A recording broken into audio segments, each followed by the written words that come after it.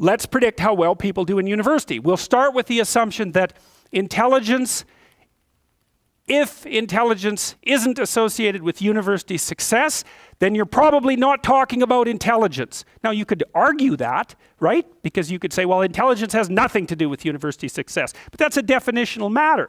We'd have to agree to begin with. Is it reasonable to start with the presupposition that intelligence and university success share something in common? Well, I think you have to be daft to deny that initial proposition, although you could. Because you could say it was privilege or socioeconomic status or any number of sociological phenomena, and some of those are obviously relevant. Social class, for example. Because, you know, if you're in a higher social class, and all things being equal, intelligence included, if you're in a higher social class, you're more likely to go to university than you are if you're in a lower social class. So there's other factors that are going to influence whether or not you do well in university, but we're going to assume that one of them might be intelligence. Well, then you would ask, well, if you measured social intelligence, so that's, what do they call that? Social intelligence? No, emotional intelligence, which does not exist, by the way.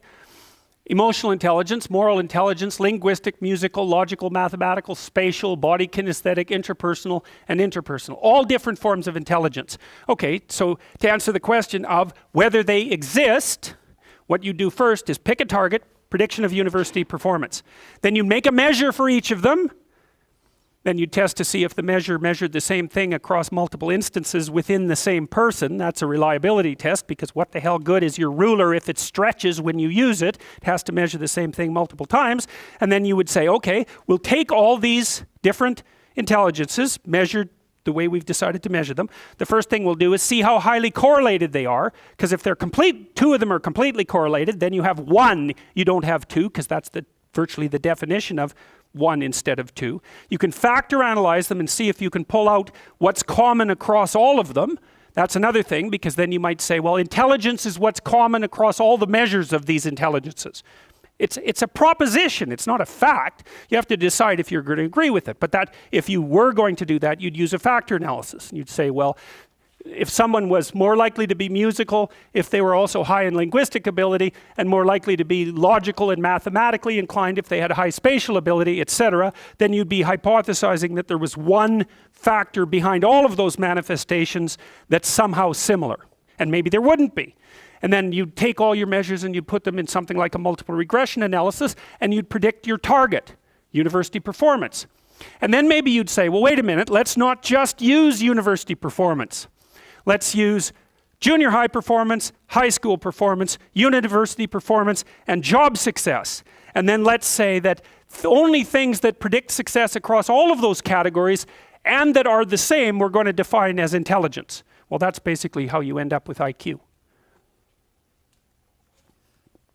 You could say that IQ is what's common across all possible sets of intelligence tests. Now, people are going to debate that, because you still have to define what constitutes a test. But the way the psychometricians have managed it, and have taken care of this at least to some degree, is to say, well, we're not going to define everything that we measure as intelligence.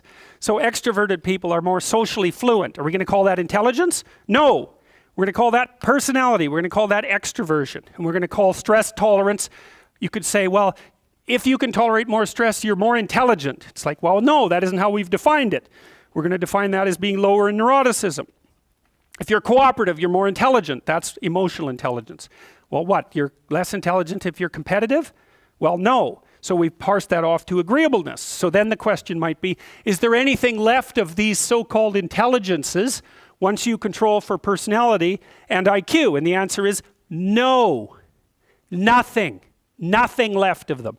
And the people who keep pushing these ideas keep trying to push them because they don't like the idea of real individual differences. And to me, that's just a matter of sticking your damn head in the sand, because it's obvious. Here, you're going to have a child. You want the child to have an IQ of 65 or 145. Decide. Okay, so you're all going to vote. Okay, you think any one of you is going to vote to have a child with an IQ of 65. That child's going to have a hard time developing even linguistic ability. They're never going to learn to read, right? They're never going to leave home, in all likelihood. So which child are you going to pick? Well, so do you believe in intelligence or not? Well, obviously, if you have any sense. So let's take a look at how intelligence has been assessed and why, and then you can make up your own mind. Anyways, here's some of the examples of other forms of intelligence.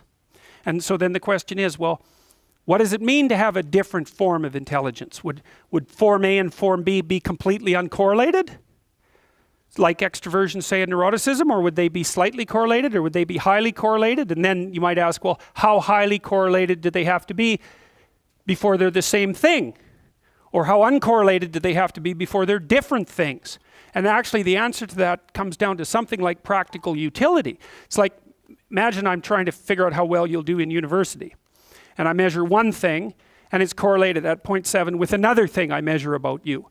Then I might say, well, are those two things the same or different? They're pretty highly correlated. You're high in one, it means you're going to be high in the other. Well, so is there any utility in measuring both things? And the way you figure that out actually is you do it statistically. So we take the target, which might be your performance across university. And then we say, well, can we predict your performance across university better by using one variable or two variables? So we would enter them both into a regression equation. All a regression equation does, it's quite simple. So you're trying to predict a target, and the regression equation tells you how well you can predict that target if you know another fact. Now then it gets a little complicated because that's a correlation. How well you can predict B with A. Well, a regression will say how much you can predict C if you know A and B, or A and B and C and D and E, because you can use multiple predictors, and you can weight them. So it might be 2 times A plus 1 times B equals C. And that's all a regression equation does. It's just multiplication and addition. Very, very straightforward. And so two variables are sufficiently different functionally if you can use both of them simultaneously to predict something of interest.